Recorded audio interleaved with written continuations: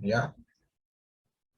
Tus pulmones y la edad del paciente, ¿ya? Son los tres puntos importantes en el cual la evaluación preanestésica se basa, ¿no? Evalúa una evaluación cardiológica, una evaluación pulmonar y la edad del paciente, porque va a ser esos tres parámetros importantes o determinantes justamente para tener o clasificar a un paciente en un determinado riesgo que ahorita vamos a ver, ¿ya? ¿Y por qué es importante, doctor, evaluar darle una valoración a ese paciente, una evaluación preanestésica? Porque justamente valora el riesgo quirúrgico, ¿no? ¿Qué es evaluar el riesgo quirúrgico? Justamente la probabilidad de muerte, ¿ya? Entonces va a haber determinadas características que va a tener un paciente y en el cual esas determinadas características previa a la cirugía va a determinar si ese paciente sometiéndose a una cirugía va a tener una baja probabilidad de muerte o una alta probabilidad de muerte, ¿ya? Doctor, todo tipo de cirugía conlleva una probabilidad de mortalidad. Claro, por ejemplo, una simple sutura en el cual, por ejemplo, hay un corte de repente en el dedo y nosotros vamos a suturar, pero previamente a eso nosotros inyectamos un anestésico, que vamos a repasar un anestésico local. Entonces, es inocular ese anestésico local y practicar esa sutura de por sí ya conlleva un riesgo de probabilidad de muerte, ¿no? ¿Cuánto es el riesgo de probabilidad de muerte al hacer una sutura, doctor? De repente una pequeña sutura, una pequeña episiografia, de repente que usted más conoce, ¿no? Puede ser 0,001%, ¿no? De mortalidad. Pero sin embargo, sí hay un cierto riesgo, ¿no? Vamos a ver que luego de ello, las cirugías de mayor relevancia van a conllevar y aún determinadas características de un paciente van a conllevar a un grado de mortalidad mucho mayor. ¿Ya? Entonces, ¿qué es lo importante recordar acá? Uno, la evaluación preanestésica, estos puntos importantes que hemos repasado, y lo otro es la famosa clasificación de ASA. Doctor, ¿qué se refiere con la clasificación de ASA? Cuando me refiero a la clasificación de REASA, es justamente una clasificación que da la Sociedad Americana de Anestesiólogos, ¿ya? En el cual grafica o de alguna manera da una clasificación en varios estadios. El estadio 1, ¿ya? El estadio 2, el estadio 3, el estadio 4, el estadio 5, el estadio 6, ¿ya? Acá vamos a ver algunos ejemplos. Vamos a borrar acá para que nos alcance a hacer este pequeño resumen. Entonces, la clasificación de ASA justamente va a permitir o de alguna manera graficar a los pacientes que van a ser sometidos a una operación en diferentes grados. Doctor, el grado 1, ¿qué característica tiene a un paciente que esté en un grado 1 según características? Y acá vamos a ver ejemplos, ¿ya? Doctor, en el caso de categoría 1 que usted me menciona de acuerdo a clasificación de ASA, ¿a qué paciente le corresponde? A un paciente sano, ¿ya? Un paciente que no tiene ningún tipo, sin patologías, ¿ya? Un paciente que no tienes nada, ¿no? Entonces, ejemplo, un paciente sano, un paciente probablemente, mm, quizás como ustedes, ¿no? O la gran mayoría de ustedes, o como yo, que de repente no es hipertenso, no es diabético, tiene una edad promedio, ¿no? 30 y tantos años, no tiene ningún tipo no es alérgico a ningún medicamento, no sufre ningún tipo de enfermedad. Entonces a ellos se le da una clasificación clasificación estadio 1, ¿ya? ¿A quiénes se le clasifica estadio 2, doctor? Aquellos que ya tienen una enfermedad de por sí, que puede ser leve o moderada, ¿ya? ¿Ya? Pero que no genera ninguna limitación, ninguna limitación funcional, ¿ya? Y que aquellos que tienen esa enfermedad está sobre todo bien controlada. O sea, Es un paciente o es una persona que tiene una enfermedad de fondo, pero que está controlada, y esa enfermedad no le genera ningún tipo de limitación funcional. O sea, no le genera de repente hacer una actividad física, no le genera hacer ciertas actividades comunes, ¿ya? Por ejemplo, doctor, ¿qué ejemplos están dentro de esto? Por ejemplo, un paciente hipertenso, ¿ya? Pero que está bien controlado. Un paciente diabético, también, pero que está bien controlado, ¿no? Entonces está con tratamiento de hipertensión, toma sus pastillas, es un buen paciente, no come mucha sal, hace actividad física, está bien controlado. Igual, un paciente diabético no come muchos azúcares, su glucosa está por debajo de 100, tiene buen esto, entonces está bien controlado. ¿Quién es más, doctor, que otros? Por ejemplo, los fumadores entran acá, en este grupo, los fumadores. ¿Ya? Las gestantes, que a ustedes les interesa, las gestantes también, sobre todo las gestantes, que no tienen un alto riesgo obstétrico, o sea, que no forman parte de las gestantes de aro, ¿no? O sea, es una gestante, probablemente no tiene un embarazo de riesgo, no es preeclántica, no tiene de repente un desprendimiento prematuro, una placenta previa, es una gestante que está llevando bien su embarazo, ¿no? ¿Qué otro más acá, doctor? Una enfermedades que tiene un IMC menor a 40, ¿ya? Entonces, aquí están los obesos, pero la obesidad mórbida, que es por encima de un IMC mayor a 40, no está en esta clasificación, ¿no? IMC menor de 40, ¿ya?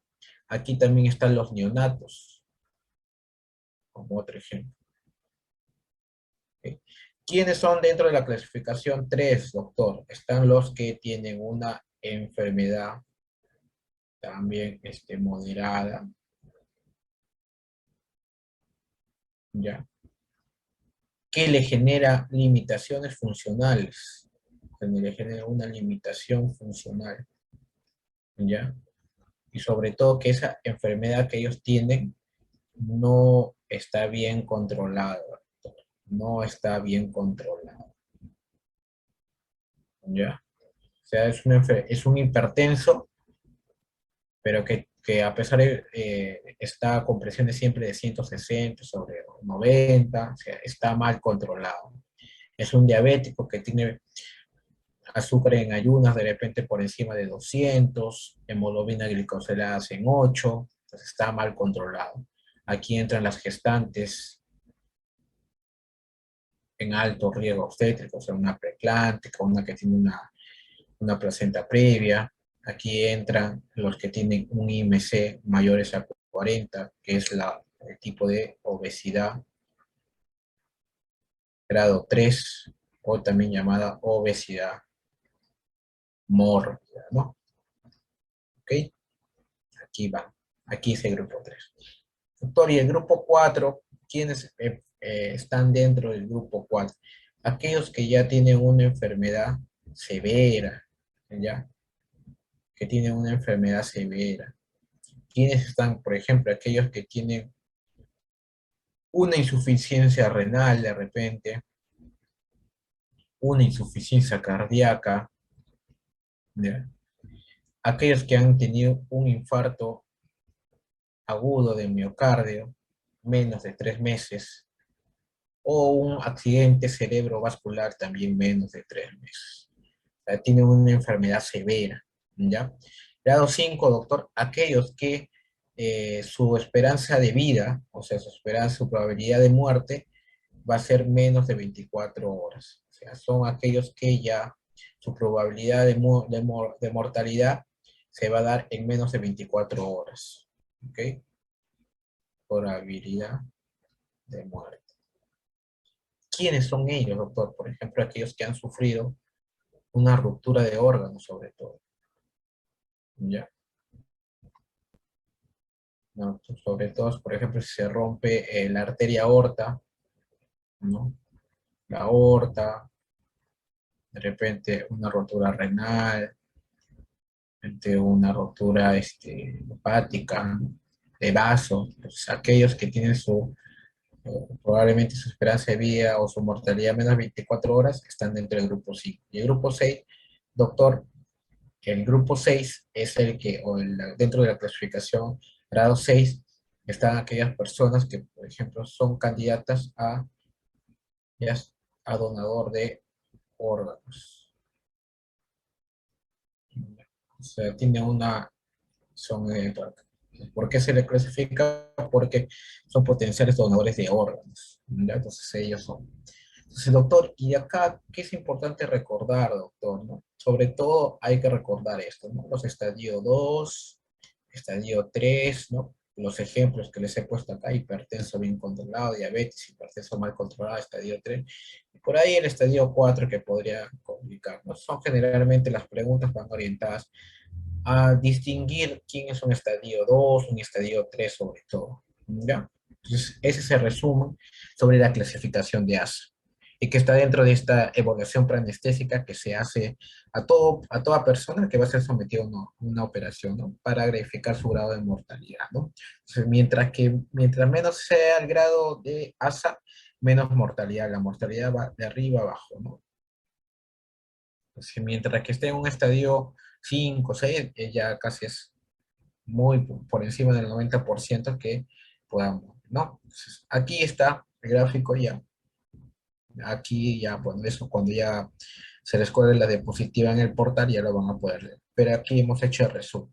Aquí está el cuadro, igual es lo mismo que les he dicho, pero de todas maneras aquí hemos hecho el resumen para repasar justamente con ejemplo, ¿no? Ya para que lo recuerden, ¿ok? Ese es el primer tema que ya hemos revisado, ¿no? Como siempre les recuerdo, yo tengo abierto el chat. Si en un momento ustedes necesitan hacer una pregunta sobre los temas que vamos repasando, justamente para poder resolver dudas mientras vamos avanzando en los temas. ¿Ya? Pues sí, hemos revisado el primer tema, es un tema corto, es un tema preguntable.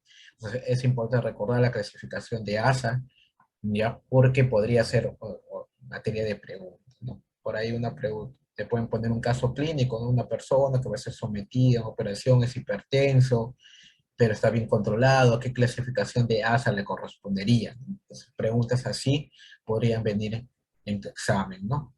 ¿Ya? El siguiente punto que les habíamos dicho es justamente, este es el tema 2, es evaluación de la vía aérea. Entonces, una evaluación de la vía aérea nos permite justamente, nosotros debemos tener en cuenta algo. Todo paciente que va a ser sometido a un tipo de operación, ¿ya? Es candidato ya de, ¿no? Como siempre les recuerdo, yo tengo abierto el chat. Si en un momento ustedes necesitan hacer una pregunta sobre los temas que vamos repasando, justamente para poder resolver justamente, este es el tema 2, es evaluación de la vía aérea. Entonces, una evaluación de la vía aérea nos permite justamente, nosotros debemos tener en cuenta algo. Todo paciente que va a ser sometido a un tipo de operación, ¿ya? Es candidato ya de por sí a que en un momento esa operación o esa cirugía al cual va a ser sometido podría complicarse de una manera, ¿no? Siempre hay un grado de probabilidad que podría complicarse. Entonces, ante ello, nosotros debemos evaluar la vía aérea. ¿Y por qué es importante, doctor, evaluar la vía aérea? Es importante evaluar la vía aérea porque justamente va a determinar si ese paciente en un momento dado de la operación va a necesitar algo importante, de repente una intubación orotraqueal, ¿ya? ¿Y por qué es importante eso, doctor? Porque, por ejemplo, si un paciente no se le intuba, ¿no?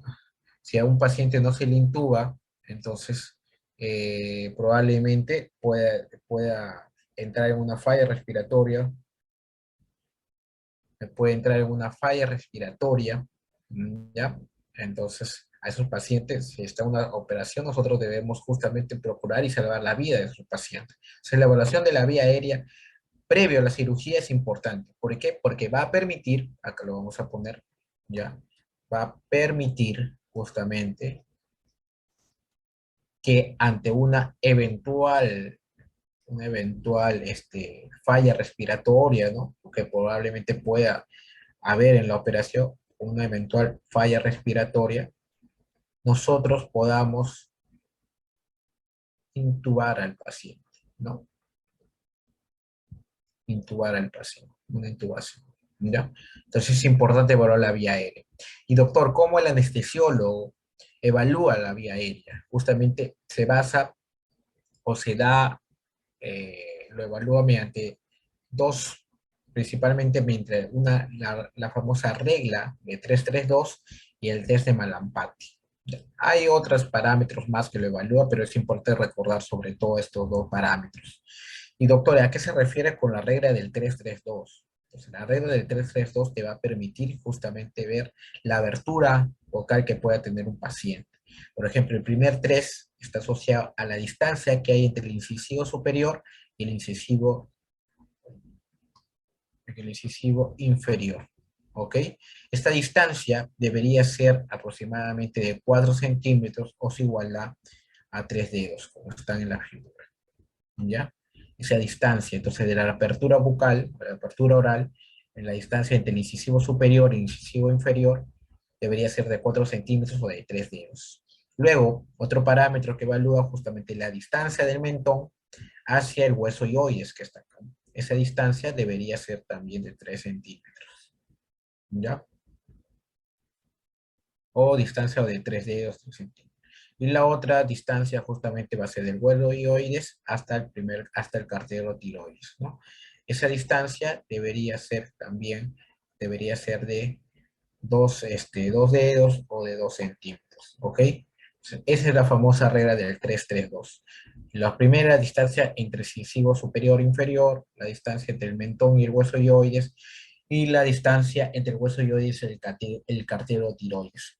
Esas distancias nos permiten evaluar que si un paciente va a ser sometido a una intubación orotraqueal, va a poder hacerse correctamente esa intubación, ¿no? Porque la apertura que justamente hay en la vía aérea, ¿no? Y cuando el paso del tubo va a poder ser de una manera realizada, ¿ya? Otro parámetro, como les había mencionado, justamente es el test de Malampati, ¿no? El test de Malampati se divide en 4 clases o 4 grados también conocidos, ¿ya? Entonces, ante una apertura bucal, nosotros, si está dentro de la clase 1, vamos a poder evaluar o ver o visualizar justamente el paladar blando, el paladar duro, la úvula, ¿ya?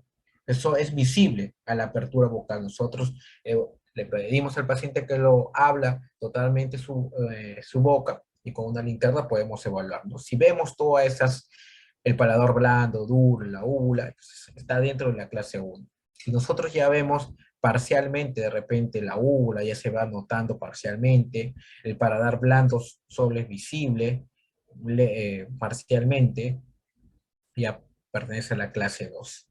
La clase 3, como ven acá, mira, ya la úvula casi ya no es notoria, el paladar blando tampoco, ya casi es visible, ¿no? Entonces, esa es ya clase 3. Y clase 4 es justamente cuando se ve solo el paladar duro, ya no se ve ni la úvula ni el paladar blando. Doctor, ¿y esta clasificación por qué es importante? Porque justamente aquellos que pertenecen a la clase 1 y clase 2, ellos van a poder obtener una correcta intubación orotraqueal. En cambio, aquellos que están dentro de la clase 3 y 4, clase 3 y clase 4 de Malampati, van a tener una difícil intubación orotraqueal. ¿Ok? Entonces, eso es lo importante recordar. La regla del 3-3-2 y el test de Malampati, que podría ser preguntable, ¿no? Entonces, ¿cómo se evalúa la vía aérea? Podría evaluarse con la regla del 3-3-2 o el test de Malampati. Cualquiera de los dos o usando ambos podrían evaluarse, ¿ya?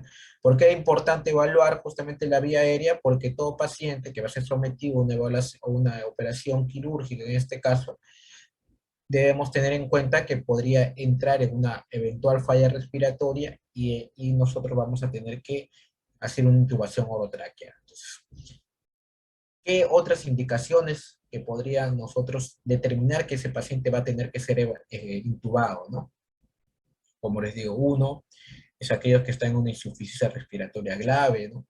Aquellos que de repente entran en una anestesia general muy demasiado uso anestésico, entran en un shock, ¿no? También eso, en un shock hipovolémico, un paro cardiorrespiratorio no te va a permitir respirar, aquellos que están en una escala de Glasgow menor a 8 también, aquellos que entran en apnea, hipoventilación, todos aquellos que puedan, esas indicaciones podrían ser causales para nosotros intubar al paciente. Esta evaluación preanestésica que está bien de la evaluación vía aérea nos permite hacer eso, porque justamente nosotros cuando ya estamos en la operación no recién vamos a evaluar, uy, ¿se puede intubar o no al paciente? Entonces ahí perdemos tiempo de oro, un tiempo crucial que de repente nos permite salvar la vida del paciente, ¿no? Entonces nosotros tenemos que hacer esta evaluación antes de la operación, ¿no? Evaluar si vamos a poder, si ese paciente va a poder ser sometido a una intubación correcta o no, ¿ok?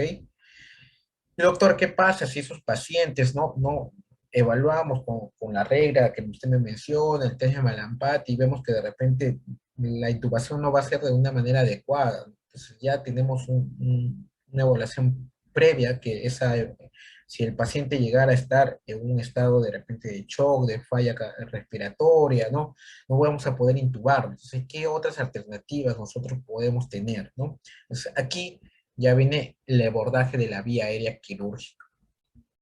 Entonces, hay ciertas o ciertas características en las cuales nosotros vamos a necesitar abordar quirúrgicamente al paciente para poder de repente salvarle a aquellos que entran en una falla respiratoria, poder salvar de repente su vida, ¿no? Entonces, esas alternativas ya no van a ser solo médicas, sino van a ser quirúrgicas, ¿ya? Entonces, aquí es importante recordar o diferenciar lo que es traqueostomía y lo que es la punción cricotiroidea, ¿ya? Eso es lo que vamos a ver. Pero para ello lo primero también es recordar un poco de la anatomía, ¿ya? Porque esa anatomía, justamente de la laringe, de la faringe, eso de la tráquea nos va a poder determinar el punto de abordaje para cada uno de estos procedimientos quirúrgicos, tanto de la traqueostomía como de la punción cricotiroidea, ¿ya? Vemos aquí el hueso hioides, de aquí está. Vemos que debajo del hueso hioides hay una membrana. Esa membrana divide el cartílago tiroides, como está acá. Ese cartílago tiroides muchas veces más grande, ¿no? O mayor desarrollado en los hombres, que son la famosa manzana de Adán, justamente es la que es el cartílago tiroides, ¿no? Generalmente en los hombres mucho más grande, más predisponente, ¿no? Es mucho más visible, ¿no? Mucho más palpable también por el tamaño, ¿no? Por las características, eso corresponde al cartílago tiroides. Entonces, la división la división que hay entre el hueso hioides y el cartílago tiroides se llama una membrana tiroidea, ¿no? Ese es el primer punto. Entonces, aquí tenemos el cartílago tiroides. Luego, es otro importante punto, destacar el cartílago cricoides, ¿ya? Entonces, debemos tener puntos de referencia. Uno, el cartílago tiroides, y el otro es el cartílago cricoides. Aquellos que separan, o aquella membrana que separa el cartílago tiroides del cartílago cricoides, justamente la membrana cricotiroidea, que también es otro punto de referencia importante, ¿ya? Y luego viene ya, anatómicamente, vienen los anillos traqueales, ¿no? Que forman parte de la tráquea. Hay un anillo traqueal 1, 2, por aquí está el 3, 4, ¿no? Ya los anillos traqueales, que son importantes recordar, sobre todo los que están entre el 2 y 3, el segundo y tercer anillo, y el tercer y cuarto, que es importante.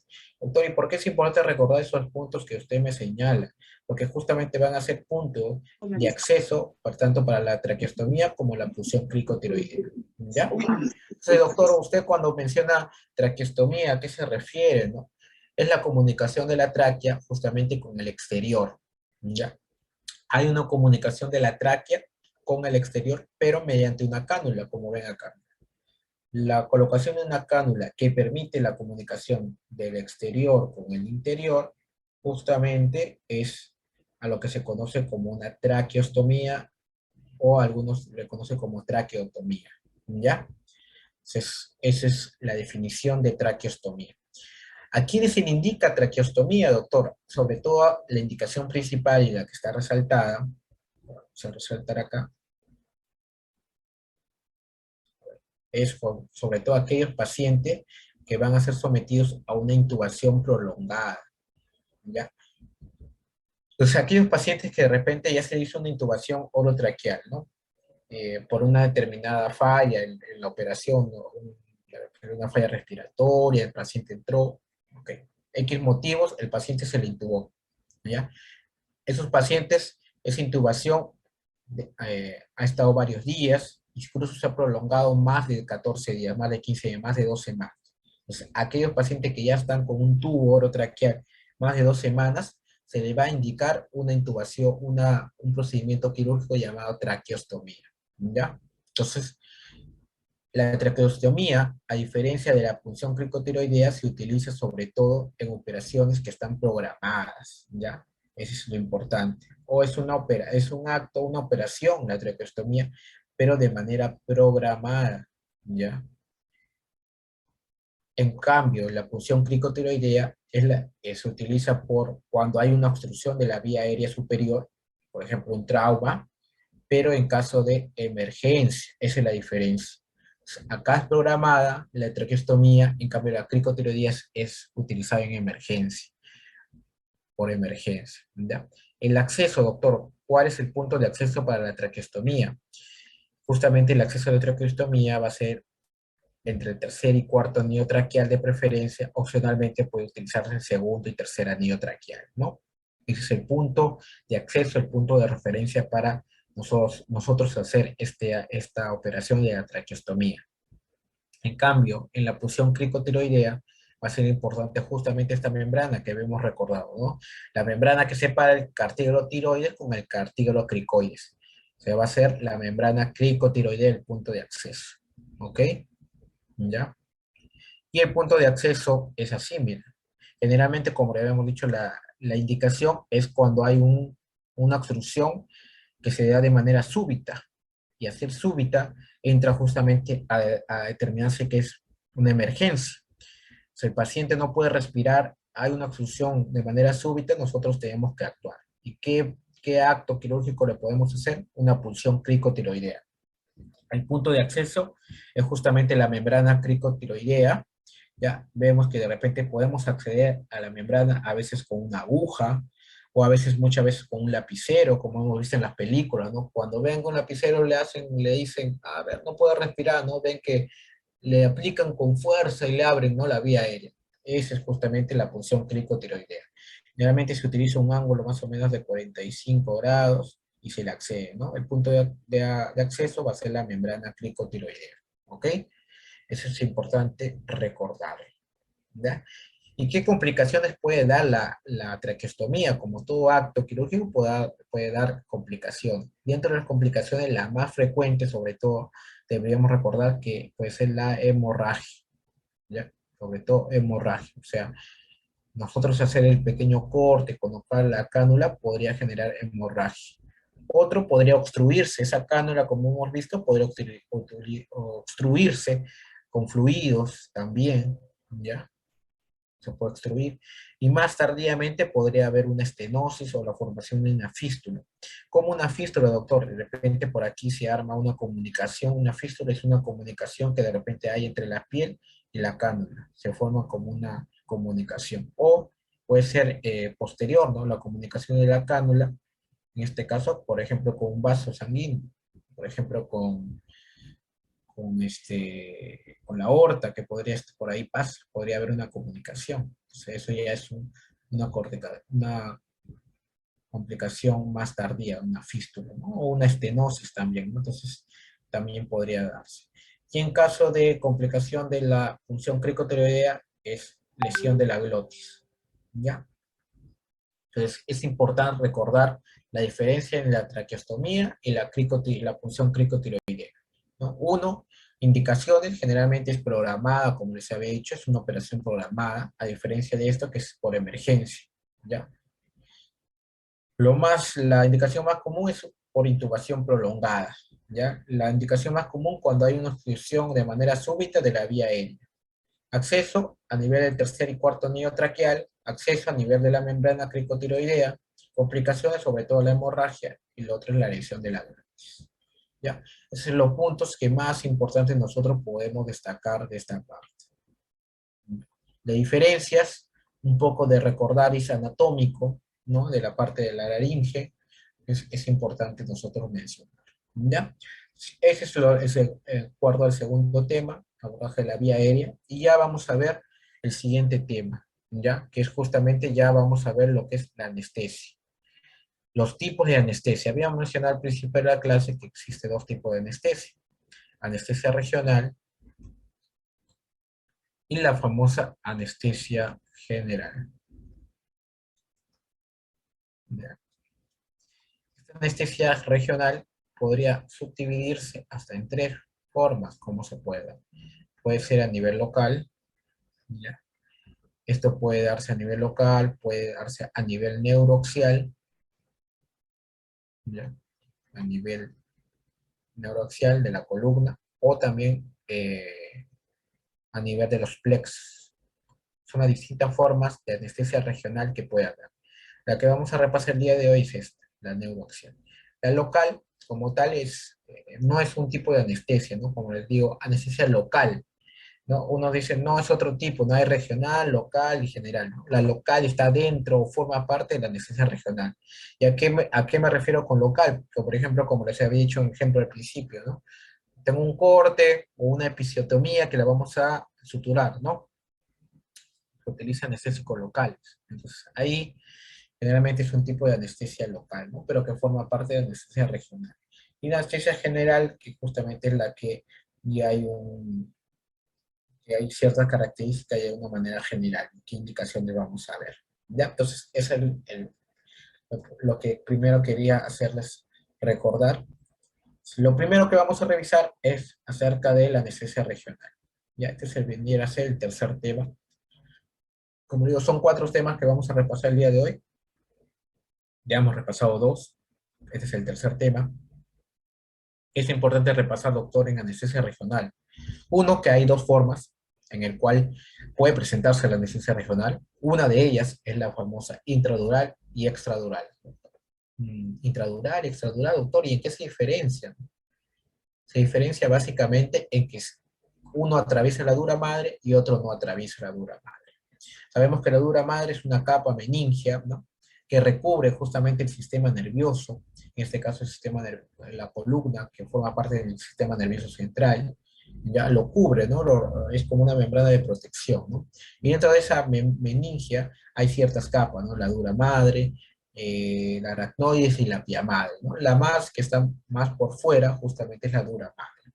Entonces, cuando nosotros hacemos un abordaje de manera regional, o sea, por ejemplo, aquí está el paciente, ¿no? Lo vamos a anestesiar de manera regional, nosotros vamos a atravesar ciertas estructuras. La primera es la piel, luego atravesamos un ligamento llamado supraespinoso, luego atravesamos justamente el ligamento interespinoso que está, o que justamente está entre las apófisis espinosas de las vértebras, y luego ya viene el ligamento amarillo como siguiente fase, como siguiente estructura que nosotros atravesamos, y por último ya llegamos a la dura madre.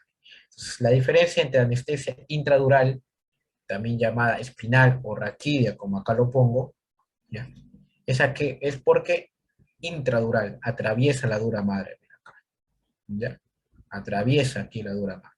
En cambio, la anestesia epi viene de por encima, ¿no? Por encima de la dura madre, o sea, no atraviesa la dura madre, se queda aquí, mira, ¿ya? Y también es conocida como llamada peridural o epidural, ¿no? O extradural, son sus otros nombres que se le dan, ¿verdad? O sea, aquí ya tenemos una diferencia, aquí llamamos intradural, extradural. La zona de punción que se le da a la anestesia regional básicamente es por debajo de L2, ¿ya? Acá tenemos el punto de referencia L1, por debajo de L2 sobre todo, y sobre todo a nivel de L4 y L4. L4 es el punto de referencia que justamente divide las espinas ilíaca anterosuperior como punto de referencia, es a nivel de L4, ¿ya? Es sobre todo la mejor zona de punción, ¿ya? Sobre todo eso. Y doctor, ¿qué pasa? Pero eso es, doctor, si usted me dice a nivel de L4, pero cuando yo quiero anestesiar de repente toda esa zona, ¿no? Toda esta zona lumbar. Y doctor, si yo quiero de repente anestesiar la zona de las mamas, porque de repente una paciente tiene un lipoma, o de repente se le va a hacer una operación solo mamaria, ¿cómo nosotros anestesiamos solo de manera local esta zona? Cuando se quiere acceder a sitios superiores a L4, nosotros igual accedemos por L4, pero colocamos unas cánulas o unos catéteres. Los catéteres se ponen por acá y esos catéteres justamente van a permitir nosotros anestesiar localizaciones más superiores, ¿ya? Pero el abordaje siempre sigue siendo a nivel de L4. En lactantes y recién nacidos, como columna, su columna es mucho más pequeña, entonces se le accede a nivel generalmente sacro, ¿ok? Ya el acceso es sacro. Se le conoce también como anestesia caudal. ¿Qué fármaco nosotros utilizamos, doctor, en anestesia regional? Generalmente la utilización son de anestésicos locales, sobre todo la lidocaína y la bupivacaína, que son los anestésicos locales que generalmente se utilizan para la anestesia regional. Entonces, doctor, si son anestésicos locales, también pueden ser utilizados para, como usted me ha mencionado, para suturar de repente piel o de repente, por ejemplo, una herida, ¿no? O una episiotomía, claro. Los mismos anestésicos que utilizan para anestesiar de manera regional, de repente, una zona determinada, también podemos utilizarlo. También se utiliza esos mismos anestésicos para suturar una herida, para suturar una episiotomía, por ejemplo, ¿ya? ¿Qué complicaciones puede traer a nosotros el uso de anestesias regionales, doctor? En este caso, complicaciones, sobre todo la hipotensión, es la más clásica, ¿ya? La hipotensión, por eso está resaltada la complicación que más debemos recordar que da esta anestesia. La complicación, la hipotensión. ¿Y en quién está contraindicado, doctor? Sobre todo aquellos que están en hipovolemia o en shock, ¿no? Viene un paciente, de repente, con una herida de bala y ha perdido más de 1 litro de sangre. Entonces, ellos probablemente están entrando en un shock hipovolémico, una hipovolemia, ha perdido bastante sangre. Entonces, a esos pacientes, de repente, que van a tener que ser sometidos a una operación quirúrgica, no vamos a poder nosotros hacer justamente, utilizar, ¿no? Una anestesia regional, ¿no? Una anestesia regional, porque está contraindicado. ¿Ok? ¿Ya? Otros tipos de complicaciones que puede darse, bradicardia, ¿no? Cuando los latidos cardíacos, la frecuencia cardíaca baja a menos de 60. Depresión respiratoria también podemos generar con el uso de estos anestésicos. Doctor, por problema de conexión, usted es el enfermedad.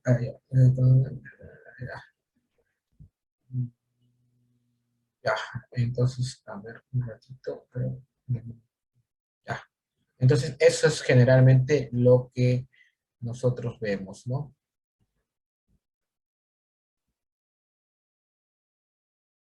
Nosotros hemos visto, ¿no? Entonces, esas son las complicaciones que puede darse el uso de la anestesia regional y quién está contraindicado, ¿ya? El uso de estos fármacos, sobre todo que tenemos que recordar, la lidocaína, la bupivacaína, que ahorita son los fármacos que vamos a repasar, ¿ok?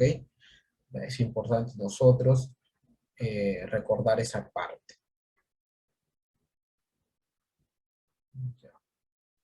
Lo siguiente que vamos a recordar, a ver,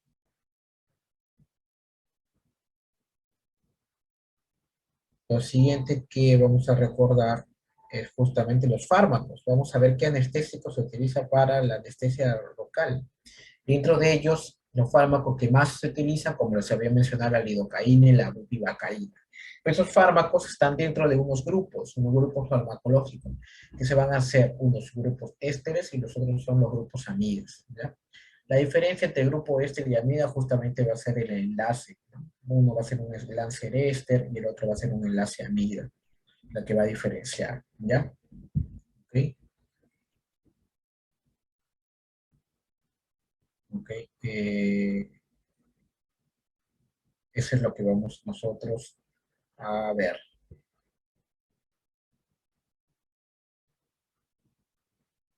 Ya, entonces, ¿qué es lo importante? Los anestésicos que habíamos repasado, justamente el grupo este, el grupo AMIA. ¿Cuál es el mecanismo de acción que justamente van a tener estos fármacos, doctor? Justamente van a bloquear los canales de sodio, ¿ya? Y van a evitar la despolarización de la célula. Entonces, aquí, a ver, vamos a hacer un resumen. Ustedes saben que una célula, no, tiene su citoplasma, tiene su núcleo, y tiene una membrana celular, ¿no? Ya. Como tal, la membrana celular está formada por fosfolípidos, ya, sobre todo fosfolípidos. Esos fosfolípidos que están formados son una bicapa fosfolipídica, generalmente que las células que nosotros tenemos, ¿no? Ya. Esta bicapa esta capa celular o bicapa fosfolípica de la célula tiene unos canales, ¿ya? Unos canales llamados canales de sodio. Entonces, doctor, cuando hay un estímulo, nosotros, ¿cómo se genera el dolor, no? Nosotros nos pinchamos de repente con una aguja, ¿ya? O de repente nos quemamos, ¿no?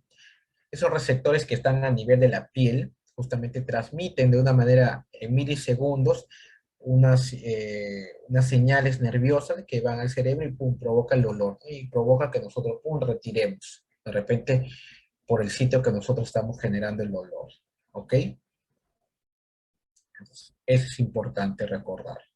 Doctor, ¿y por qué me recuerda eso? Porque justamente la transmisión de los impulsos nerviosos van a estar determinados por varias etapas, siendo la primera etapa, sobre todo, la etapa de la despolarización, ¿no?